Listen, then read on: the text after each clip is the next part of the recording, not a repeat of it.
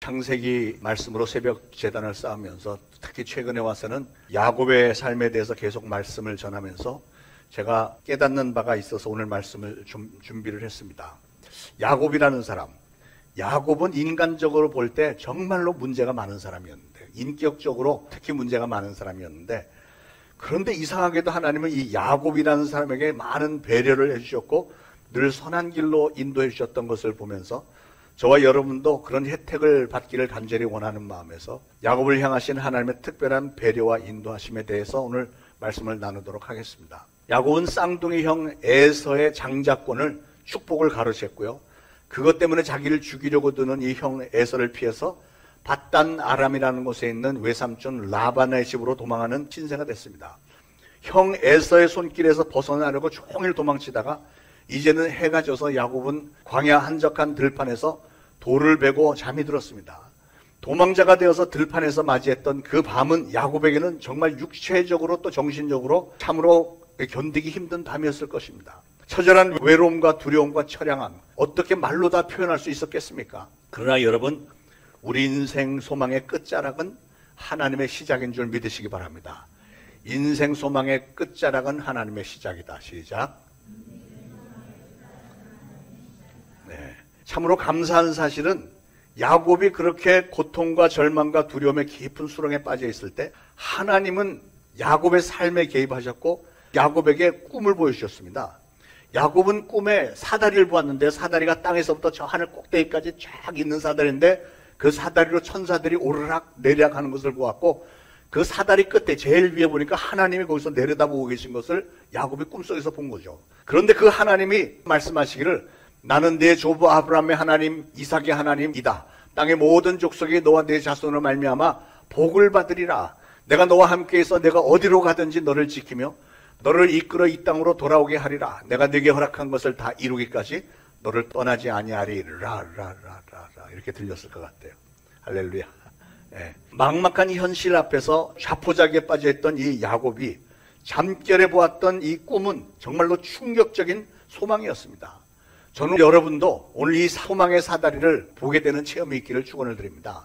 참 독특하게도 예수님은요, 요한복음 1장 51절에 이 사다리에 대해서 예수님 자신이 바로 그 사다리라고 말씀하셨어요. 진실로 진실로 너에게 이르노니 하늘이 열리고 하나님의 사자들이 인자 위에 오르락 내리락 하는 것을 보리라. 그런 말씀하셨잖아요.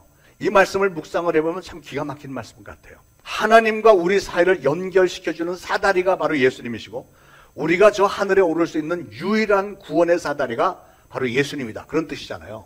아마도 이 야곱의 사다리를 염두에 두고 이런 말씀을 하신 것이 아닌가 이렇게 생각이 듭니다만, 자 10절에 야곱은 밧단 아람이라는 곳을 향해서 걸어가고 있습니다. 그 길은 무슨 관광 코스가 아닙니다. 형이 자기를 죽이겠다고 해서 자기 생명을 부지하기 위해서 외삼촌 라반의 집으로 도망가고 있는 중이죠.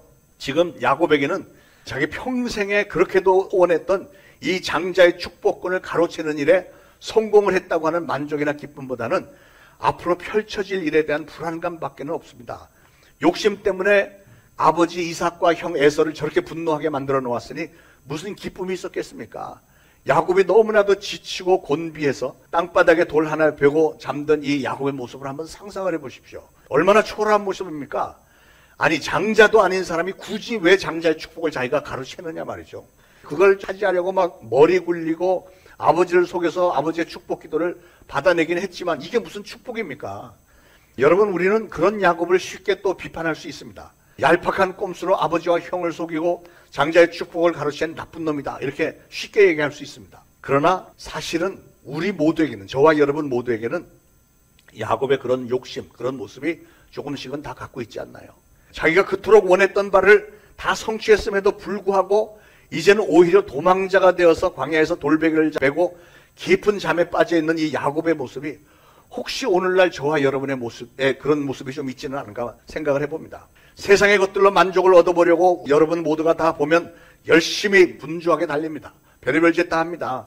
부자가 되어 보겠다고 동분서주 열심히 달리는 분들 얼마나 많습니까? 그래서 한때는 실질적으로 성공을 해서 조그만 사회적 위치도 잡아보았고 돈도 좀 만져보았고 세상의 쾌락을 잠시 즐겨보기도 했지만, 그러나 여러분 지금 남은 건, 아니 노년에 가서 남는 건 뭐죠? 혹시 지금 여러분의 삶이 피곤하고 뭔가 많이 이루어 놓은 것 같으면서도 뭔지 모르게 아쉽고 그저 다람쥐 쳇바퀴 돌아가는 것 같은 상투적인 그냥 별 의미 없는 삶에 지쳐있는 분은 혹시 계시지 않습니까? 사랑하는 여러분, 오늘 여러분이 하나님의 성전에 나올 때 무엇을 기대하고 나오시는지요? 야곱이 오늘 바단 아람으로 가다가 해가 저무니까 지치고 상한 몸, 자포자기에 빠져서 돌베개 하나 베고 달랑 그냥 누워서 에이 모르겠다, 어떻게 되겠지, 뭐 잠이나 자자, 체념 상태에 빠졌던 것처럼 이 자리에도 혹시 그런 분이 계신지는 모르겠습니다. 그런데 그거는요, 이 야곱이 하나님을 만나기 전의 모습이 그랬다는 거예요. 그게 야곱에게는 막다른 골목이었습니다. 우리 하나님은요, 보면 우리 인생들이 잘 나갈 때는 잘 만나주지 않는 것 같아요. 아마도 우리가 사모하지 않으니까 그러죠. 그러나 우리가 인생의 막다른 골목에 도달했을 때 그때 하나님은 우리를 만나주시는 거예요. 야곱이 그랬습니다. 야곱은 이 막다른 골목에서 드디어 하나님을 만난 거예요. 야곱이 하나님을 만나고 싶어 하지도 않았습니다. 무슨 기도를 했다는 내용도 없습니다. 그런데 그가 잠자고 있는 중에 하나님이 그의 꿈속에 찾아오신 거예요. 마치 영화처럼 생생한 꿈속에서 야곱은 하나님을 만났고 그때부터 야곱의 인생이 바뀌어지기 시작합니다.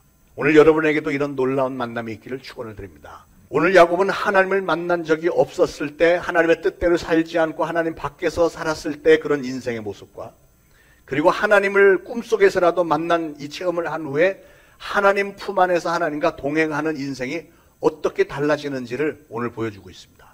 야곱은 하나님을 만나기 전까지는 그의 신앙생활이나 인생이라고 하는 게 인격이 형편없었습니다. 야곱은 분명히 믿음의 조상 아브라함의 가정에서 태어났지만 이 사람은 굉장히 이기적이었고 자기 욕심만 챙기려고 들었습니다. 형의 옷을 입고 어머니가 만들어진 그 별미를 이용해서 눈먼 아버지 이삭을 속여서 형 에서가 받았어야 할 장자의 축복을 다 가로채는 사기죄를 지었고요. 그래 놓고서는 형 에서에게 맞아 죽을까봐 불안에 떨면서 도망칠 수밖에 없는 도망자로 전락했습니다. 그런 야곱이 오늘 루스 들판에서 잠을 자다가 꿈속에서 하나님을 만났고 하나님의 메시지를 받은 후에 그의 삶 속에서는 놀라운 변화가 시작이 되는 거예요. 어떤 변화였죠? 먼저 하나님에 대한 경외하는 마음이 생겼습니다. 경외. 두려워하는 마음이 생겼습니다. 17절에 보니까 두렵도다, 여기가 하나님의 집이요 하늘의 문이군요, 이렇게 감탄하는 말을 하죠. 그래서 곧바로 야곱은 일어나자마자 베고 자던 그 돌을 기둥으로 세워놓고 거기에 기름을 붓고 하나님께 경배하면서 하나님 앞에 서원 기도를 합니다. 드디어 기도를 시작을 하는 거예요. 뭐라고 기도했죠? 하나님이 나와 함께 계셔서 내가 가는 이 길에서 나를 지키시고 먹을 떡과 입을 옷을 주시어 내가 평안히 아버지 집으로 돌아가게 하시오면 여호와께서 나의 하나님이 되실 것이요 내가 기둥으로 세운 이 돌이 하나님의 집이 될 것이요 하나님께서 내게 주신 모든 것에서 10분의 1을 내가 반드시 하나님께 드리겠나이다, 이렇게 얘기했어요. 그게 기도였습니다. 물론 이 기도 내용을 보면은 아직도 야곱은 하나님과 무슨 흥정을 하는 것처럼 장사꾼 같은 모습이 없지 않아 있지만 하나님을 만나는 이 체험을 한 이후에 야곱의 사고방식, 야곱의 신앙은 판이하게 달라지기 시작합니다. 삶의 의욕과 용기가 생겼습니다. 이제는 하나님에 대한 시각과 하나님에 대한 신앙이 움트기 시작을 하는 거예요. 그리고 삶의 자세가 달라졌습니다. 그리고 중요하게는 하나님 앞에 기도를 시작을 하는 거예요. 기도. 저는 여러분 모두가 다 야곱이 만났던 그 하나님을 확실하게 만나셔서 야곱이 누렸던 그 축복을 여러분도 누릴 수 있게 되기를 축원을 드립니다. 하나님은 자기 자신을 야곱에게 소개하실 때 뭐라고 했냐면 나는 너의 조부 아브라함의 하나님이요 이삭의 하나님이다, 이렇게 말씀하셨습니다. 왜 하나님은 그렇게 자신을 소개를 하셨을까요? 그것은 하나님은 과거 야곱의 신앙의 조상들 아브라함, 이삭에게 역사하셨던 그 하나님이 하나님을 그렇게 잘 믿고 경건했던 조상들에게만 항상 동행하시고 그들을 도와주시고 인도하시고 축복하시는 줄 알았더니 오늘 보니까 야곱 같은 이 사기꾼에게도 지금 죄를 짓고 아버지와 형을 피해서 도망자가 되어서 괴로워하고 있는 이 야곱의 삶의 자리에도 오르락 내리락 하고 계신다는 사실을 보여주신 거잖아요. 이기적이고 탐욕적이고 세상에 갖가지 추한 술수로 살아온 자기 자신에게도 함께 하시는 하나님을 드디어 야곱은 만나게 됐는데 그 하나님이 뭐라고 하냐면 내가 바로 너의 조상의 하나님이야, 이렇게 말씀하시는 거예요. 얼마나 큰 위로를 받았겠습니까? 정말 얼마나 용기 100배 충천했겠습니까? 저는 여러분도 다시 한번 오늘 이 시간에 말씀을 들으면서 여러분의 삶의 현장에 여러분의 인생과 고민과 아픔 속에서 오르락 내리락 하시면서 여러분을 도와주기를 원하시는 하나님을 만나는 체험을 하게 되시기를 다시 한번 축원을 드립니다. 자, 하나님은 단순히 신앙생활을 잘하고 믿음에 열심히 있고 능력 있고 지혜 있는 자만의 하나님이 아니라고 하는 사실입니다. 하나님은 성경에 기록되어 있는 과거의 위대한 신앙의 선조들만의 하나님이 아니시고요. 오늘 지금 저와 여러분과 함께 하시며 부족한 우리, 연약한 우리, 날마다 쓰러질 수밖에 없는 우리의 인생길에도 하나님은 동행하시고 어떻게 해서든지 우리가 눈을 들어서 하나님을 바라보고 하나님에게 도움을 요청하면 하나님은 우리의 손을 붙들어 주시는 하나님인 줄로 믿으시기 바랍니다. 여러분의 일터에도 여러분의 가정에도 여러분의 심각한 개인적인 문제들 속에서도 어떻게 해서든지 하나님은 여러분을 만나고 싶어 하세요. 하나님을 만난 그 자리에서 야곱은 하나님이 모든 인생의 세상 만사의 주관이시구나 하는 것을 깨달은 겁니다. 하나님께서 내가 누워있는 그 땅을 너와 네 자손에게 주리라. 땅의 모든 족속들이 너와 네 자손으로 말미암아 복을 받으리라. 내가 너와 항상 함께 있겠다. 이런 말씀을 주셨어요. 그렇게 선언하시는 하나님 앞에서 야곱은 어떤 생각을 했을까요? 야곱은 그동안 내 인생이 잘 되고 복 받는 것은 나 자신의 그 얄팍한 머리와 노력과 수고와 땀 흘림으로만 이루어지는 것인 줄로 생각을 했습니다. 착각을 했던 거죠. 그래서 매사에 야곱은 이기적이었고 아주 야비한 꼼수를 써가면서 속여가면서 이렇게 살아왔습니다. 그러나 이제 드디어 야곱은 하나님을 만나고 나니까 그게 아니구나. 복을 주시는 분은 바로 이분 하나님이시구나 하는 것을 분명히 깨닫게 된 거죠. 그렇습니다, 여러분. 하나님은 여러분을 높이기도 하시고 낮추기도 하시고 여러분을 살리기도 하시고 죽일 수도 있고 여러분을 있게도 하고 없게도 하시고요. 여러분의 원수들을 물리쳐 주시는 분이시고 오늘 여러분의 고민을 다 들으시고 여러분의 아픔을 낫게 하시고 상처를 싸매주시는 분이신 줄로 믿으시기 바랍니다. 하나님은 그 누구라도 변화시켜서 새로운 사람으로 만들 수 있는 분이세요. 그러므로 사랑하는 여러분, 오늘 야곱이 만났던 그 하나님을 여러분도 분명히 만나시길 바랍니다. 야곱이 받았던 그 축복을 여러분도 받아 누리시기를 저는 간절히 소원합니다. 오늘 여러분의 기도 제목들이 다 응답받게 되기를 예수 그리스도 이름으로 축원을 드립니다. 야곱은 자기가 쓰러져 잠을 자고 있던 그 들판에도 하나님이 계시다는 사실을 깨닫게 됐습니다. 16절에 여호와께서 과연 여기 계시구나. 그랬기 때문에 그렇게도 충격적으로 그러고 보니 이곳이 바로 하나님의 성전이군요 하고 고백을 하게 된 거죠. 사랑하는 여러분, 하나님을 만나기 전에 야곱의 모습이 혹시 여러분의 모습과 흡사한 점은 없습니까? 천국은 죽어서나 가는 것이고 하나님은 교회 안에만 계신 줄로 생각하는 분이 혹시 계시지 않습니까? 그래서 여러분이 일주일에 한 번 교회에 나와서는 이 1시간 동안은 참 경건하게 잘 집중해서 예배를 잘 드리시는데 예배를 끝나고 가정, 직장, 사업장으로 돌아가서는 일주일 내내 하나님 생각도 하지 않고 의식조차 하지 않고 그냥 세상 사람들과 별 다를 바 없이 그냥 하나님과 별 상관이 없는 삶을 사시는 분은 혹시 계시지 않죠. 그러나 하나님을 만난 야곱이 고백했듯이요, 우리 하나님은 무소부지하신 분, 온 우주의 편만에 계시는 하나님이심을 믿으시길 바랍니다. 그러므로 여러분의 가정, 직장, 사업장은 이런 고민, 고난의 자리가 아니라 바로 하나님 계신 천국이구나 하는 것을 깨달으시길 바랍니다. 그래서 C.F. 버틀러라는 사람은 찬송가 438장에서 이렇게 고백을 했습니다.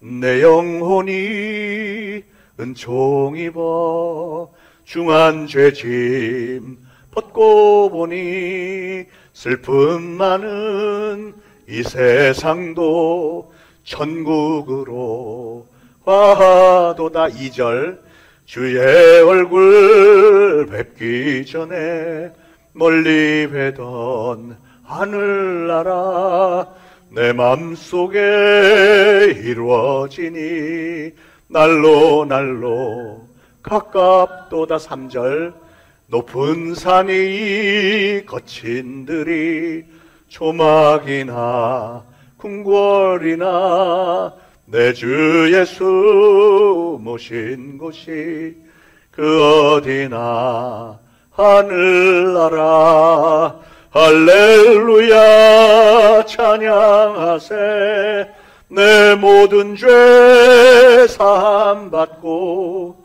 주 예수와 동행하니 그 어디나 하늘나라. 아멘, 아멘. 여러분 정말 그렇다고 믿으십니까? 믿으시기 바랍니다. 예수님을 구주로 모신 성도라면 여러분이 계신 그 어느 곳이라도 바로 거기가 천국이 되어야 되는 거예요. 그곳에 바로 하나님이 계십니다. 야곱이 꿈에서 만났던 그 하나님, 그 들판에도 계셨던 하나님은 여러분의 인생 전반에 모든 구석구석마다 하나님이 여러분과 함께 계신 줄 믿으시기 바랍니다. 여러분이 그런 신앙을 가지게 될 때 여러분의 가정은 진정으로 감사하고 행복한 가정이 될 수 있습니다. 여러분 직장 사업장에서도 일하는데 그렇게 힘들지 않을 것입니다. 항상 하늘의 소망을 품은 채로 새로운 힘을 날마다 얻게 될 줄로 믿습니다. 오늘 야곱의 이런 체험이 여러분에게도 항상 있기를 다시 한번 축원을 드립니다. 자, 오늘 하나님은 야곱에게 내가 너와 함께 있겠다 이렇게 약속을 하셨습니다. 지금 형 에서로부터 목숨을 부지하기 위해서 나 살려라 그러고 지금 도망을 치고 있는 이 절망적이고 처절한 야곱에게 평생 내가 너와 함께 있겠다 이렇게 주시는 하나님의 약속은 야곱 일생일 때 가장 커다란 힘이 됐을 것입니다. 사랑하는 여러분, 그 하나님은 오늘 저와 여러분과도 함께 하시는 줄 꼭 믿으시기 바랍니다. 동시에 야곱에게 주셨던 그런 엄청난 축복들이 여러분에게도 동일하게 주어질 수 있는 줄로 믿으시기 바랍니다. 여기서 잠깐 우리의 삶을 야곱의 삶과 좀 대조를 해볼 때 우리 인생들은 야곱의 삶과 공통점이 참 많다는 생각이 듭니다. 어떤 점이죠? 야곱의 상황은 어땠나 한번 다시 볼까요? 야곱은 첫 번째로 형을 속이고 도망을 친 사람입니다. 뒤에는 화가 잔뜩 난 형이 죽이겠다고 추격을 하고 있고 언제 어디서 들이닥칠지 몰라서 불안한 마음으로 도망자 신세로 살게 된 겁니다. 그런데 여러분, 사실은 우리도 하나님을 만나기 전에는 우리를 세상길로 끌고 가려고 하는 악한 마귀가 별의별 짓을 다 해가면서 우리를 끌어당기는 그런 마귀에게 쫓겨다니는 그런 삶을 살지 않았습니까? 두 번째로 야곱은 광야에서 불안한 중에 노숙자가 됐습니다. 노숙자. 광야에는 사자도 있었고요. 전갈이나 강도들이 잠자는 중에 다가올 수도 있는데 어떤 위험이 도사리고 있는지도 모르는 채 피곤한 몸을 쉬기 위해서 그저 돌베개를 베고 땅바닥에 누워서 불안한 밤을 지새우는 이 야곱입니다.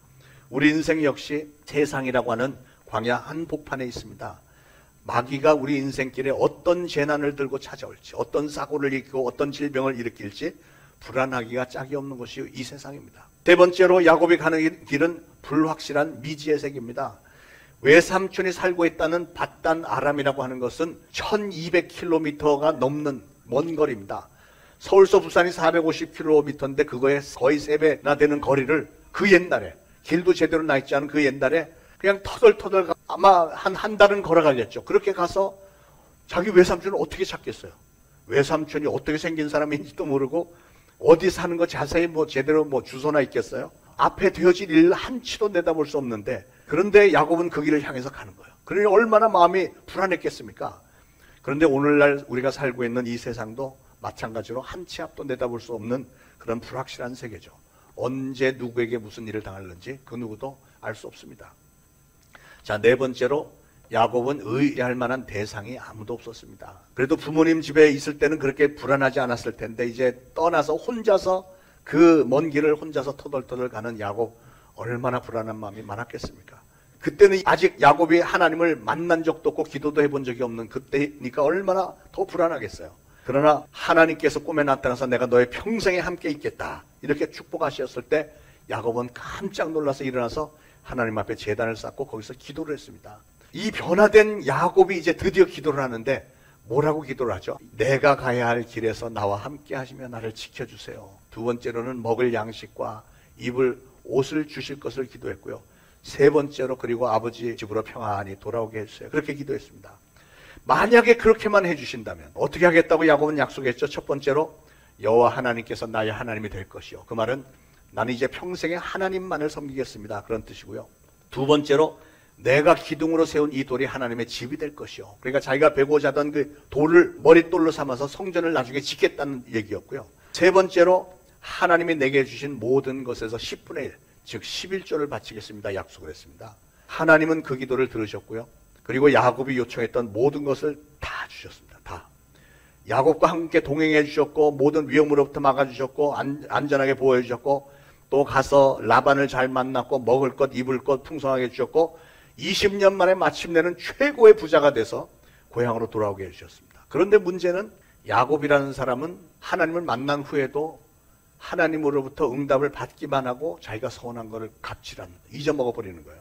하나님은 분명히 야곱의 기도를 순수하게 받아들이셨고 그래서 그를 엄청나게 축복을 하셨는데, 그런데 야곱은 하나님을 속이고 기만해버린 겁니다. 20년 만에 그렇게 거부가 되어서 돌아왔고 그렇게 무서워 떨었던 에서와도 아주 사이좋게 화해가 되고 가나안 땅에 잘 정착해 주셨는데 아까 약속했던 10분의 1, 11조도 안 바쳤고 성전을 건축하겠다고 해놓고 하지 않았습니다. 그런데 제가 늘 말씀드리지만 우리 하나님은 뒤끝이 있으신 분이세요. 하나님 정말 뒤끝이 있으십니다. 야곱의 집에 우환이 생기기 시작합니다. 창세기 34장에 딸 디나가 그 동네 여자들 구경하러 나갔다가 그 히위 족속 세겜 추장 아들에게 붙잡혀갖고 강간을 당했습니다. 그랬더니 디나의 친오빠 시므온과 레위가 분노해서 계략을 꾸며서 그 히위 족속들을 밤에 그냥 습격해갖고 다 죽여버렸습니다. 그러고 나니까 야곱이 큰일 났잖아요. 지금 20년 만에 고향으로 돌아와서 여기서 잘 정착해서 살려고 하는데 이 가나안 족속들이 그 소문을 들으면 자기를 죽이려고 덤벼들 텐데 또 도망치는 거예요. 도망자 신세가 또 됐습니다. 얼마나 기가 막힙니까? 20년을 별러서 여기까지 고향으로 돌아왔는데 또다시 도망자 신세가 되다니요. 어디로 가야 할지 모르겠는데 하나님이 야곱에게 말씀하셨어요. 일어나 베델로 가서 거기 거주하며 거기서 제단을 쌓으라. 이 말씀하셨어요. 하나님이 무슨 의도로 그 명령을 하셨을까요? 너 옛날에 베델에서 나한테 서원했던 일 기억해서 11조 바치고 성전 지어. 네가 약속했잖아. 내가 너 거기에 합당한 축복 부어줬잖아. 그랬는데요, 야곱은 베델로 올라가서 제단 한 번만 달랑 쌓고 그러 입 씻어버렸어요. 아니, 하나님이 서원 기도하라고 강요하셨던 것도 아니고 자기가 자발적으로 하나님 앞에 서원 기도를 했기 때문에 하나님은 그 기도를 정확히 다 들어주셨고 오가는 길에 동행하시고 보호해 주시고 먹을 것 입을 것 공급해 주셨고 사실은 야곱이 요청했던 것보다 몇만 배나 되는 어마어마한 재물의 축복도 주셨고 고향에 무사히 돌아오게 하셨고 에서와 화해까지 하게 하셨는데 어째서 야곱은 이렇게 시치미를 뚝 떼고 도대체 무슨 배짱으로 하나님을 속이려고 했는지 아마 이 사람에게는 누구를 속이려고 하는 DNA가 들어있던 것 같아요. 예, 정말 도무지 알 수가 없는 사람이죠. 근데 여러분, 하나님은 나는 만홀히 여김을 받지 않는다 이렇게 말씀하셨습니다.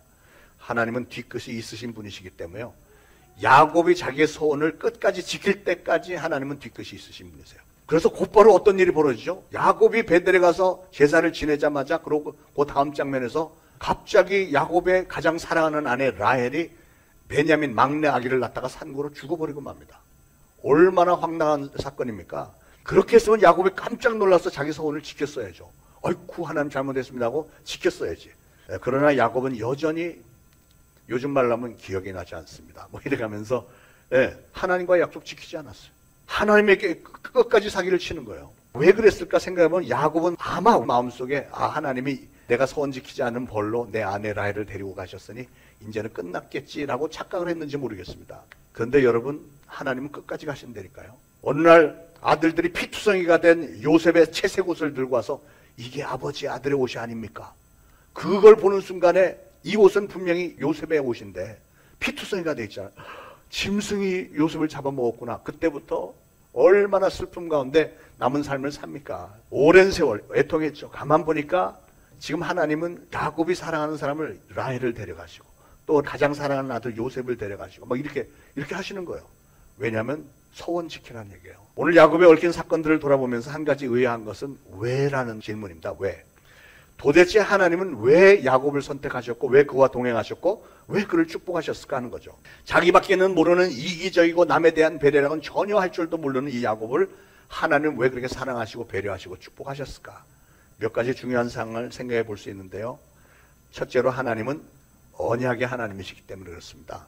하나님께서 야곱의 조상 아브라함에게 주셨던 축복, 약속, 너의 자손이 하늘의 별과 같이 바다의 모래같이 많아질 것이다 하는 약속을 하나님은 지키시는 거고 또 나를 사랑하고 내 계명을 지키는 자에게는 천대까지 은혜를 베푸느니라, 천대까지 축복하시겠다고 약속하신 그 말씀을 지키시는 거예요. 야곱이 정말 뭘 예쁜 짓을 해서가 아니고 아브라함에게 약속한 그 약속을 지키시는 것이고요. 그리고 두 번째로는 그러면 왜 에서를 축복하지 않고 야곱을 축복하셨을까? 두 아들 중에서 에서는 하나님과 전혀 상관없는 삶을 살았고요. 그러나 야곱은 하나님을 만나기 전에도 이미 하나님의 축복을 사모한 거예요. 장자의 축복은 하나님으로부터 오는 것을 알았기 때문에 그 축복을 사모하면서 어쨌든 간에 하나님과 상관이 있는 삶을, 하나님으로부터 축복을 받기를 원하는 그것을 하나님은 최소한 좋게 여기신 거죠. 그리고 세 번째로 창세기 28장 15절에 아주 중요한 단서가 있는데요. 내가 네게 허락한 것을 다 이루기까지 너를 떠나지 아니하리라. 무슨 말이죠? 하나님께서 야곱을 위해서 계획을 세워놓으셨다는 거예요. 그 계획이 뭐예요? 하나님은 야곱을 통해서 이스라엘이라고 하는 민족을 세우기를 원하는 거예요. 야곱의 12아들로 12지파 만들어서 이스라엘을 12지파 세우고 그 지파 중에서 유다 지파를 통해서 예수님이 메시아로 이 땅에 오시는 그거를 다 계획을 세우고 계시기 때문에 야곱의 부족함에도 불구하고 하나님은 야곱을 배려하시고 축복해 주셨던 겁니다. 사랑하는 여러분, 하나님은 신실하신 하나님이십니다. 하나님은 반드시 약속을 지키시고 우리와 동행하시고 사랑하시고 축복하기를 좋아하시는 언약의 하나님이세요. 그 하나님이 오늘 여러분을 사랑하신답니다. 여러분과 동행하고 싶어 하기를 원하시고요, 여러분을 축복하기를 원하신대요. 그런데 동시에 하나님은 우리도 하나님에 대해서 신실하게 하나님을 잘 섬기기를 원하세요. 야곱은 그렇게 축복을 받고도 결국은 하나님을 배신하고 속이고 이렇게 했으니까 그 인생이 어떻게, 복은 많이 받았는데 인생을 130년 살고 나서 애굽의 바로왕 앞에 서서 뭐라고 고백을 하죠? 내가 130년 살았는데 참으로 험악한 세월을 살았나이다. 내가 살고 나서 보니까 이 사람들 속이고 하나님 속이고 이렇게 했더니 내 인생이 너무 험악했어요. 복은 많이 받았는데 험악했어요. 이래. 그렇잖아요. 그러니까 여러분, 하나님은 우리도 하나님에게 신실하기를 요구하세요. 하나님의 말씀 앞에, 하나님의 인도하심 앞에 성실하게 잘 따라야 됩니다. 이 세상에 그 어떤 것도 하나님보다 더 중요한 위치에 있어서는 안 됩니다. 우리가 하나님을 섬길 때 우리가 하나님의 마음에 합한 성도가 되는 게 중요해요. 다윗이 그랬던 것처럼요. 그리고 여러분이 하나님 앞에 기도 제목을 내어놓으실 때 여러분이 하나님 앞에 하신 내용들을 기억을 하셔야 돼요. 하나님 이거 해주시면 제가 이렇게 할게요. 이렇게 할게요 한 부분이 서원이잖아요. 서원. 내가 하나님 앞에 약속했으면 이 세상이 두 쪽 갈라진다 해도 그거는 지켜야 되는 거예요. 그래서 지킬 자신이 없는 얘기는 아예 안 하는 게 훨씬 좋습니다. 여러분이 그걸 잘 기억해서 신실하게 지키기만 하면 우리 좋으신 하나님은 여러분의 평생에 여러분과 함께 하시며 여러분에게 늘 사랑하시고 배려해 주시고 선한 길로 인도해 주시고, 그래서 여러분의 삶에 강건함이 있고 풍요로움이 있을 것이고 우리 하나님께서 주시는 하늘의 놀라운 위로와 평강과 진정한 행복이 있을 줄 믿습니다. 여러분도 꼭 그렇게 믿으시고 그렇게 꼭 사시면 믿는 대로 될지어다. 참 좋으신 우리 하나님은 여러분과 여러분의 자손들 대대 다자손손 영원토록 동행하시고 축복해 주실 줄 믿습니다. 생명의